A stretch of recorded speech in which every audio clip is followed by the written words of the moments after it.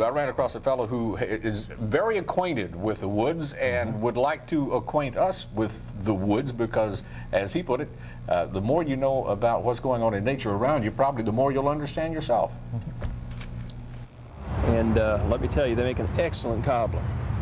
Get you a good That's Michael Bishop. He's looking into nature's pantry, or a bush in the woods that you or I or anyone else without knowledge of what it was might pass by as nothing out of the ordinary, instead of the provider of the main ingredient for Sunday dinner's dessert.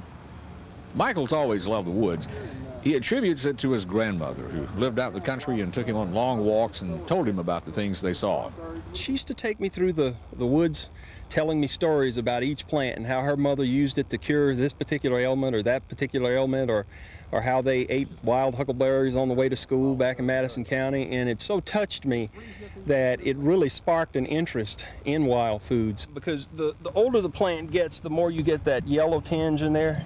Yeah. And that has a similar effect to cyanide on the human body there. Oh, well, you don't really want that. And from those walks, Michael has observed nature and now works full-time in his own company, Wild Success Institute, to pass along to others not only which plants are good and which are not good to eat and which ones have been used for medicine, but on beyond that to how nature has organized itself and how we, who are also beings of nature, can learn from those cycles over time.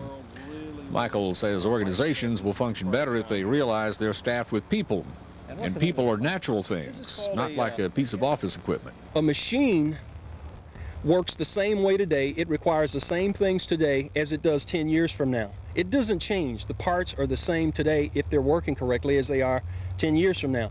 But as you know about human beings, they're changing all the time. And now Michael realizes he's the last in his family that has this urge to learn from the trees, and maybe it's modern drugs that we depend on instead of the herbs that kept our forefathers alive down to our day that's left us more at home in the house. But Michael doesn't want to see this knowledge pass. I don't want this to stop with me.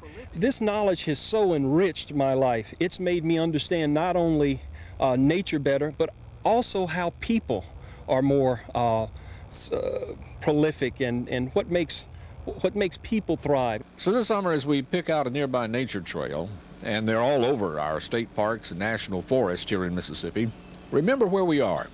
This is nature's pantry and pharmacy, and the holder of many secrets that we may learn if we just look beyond the forest and see the trees.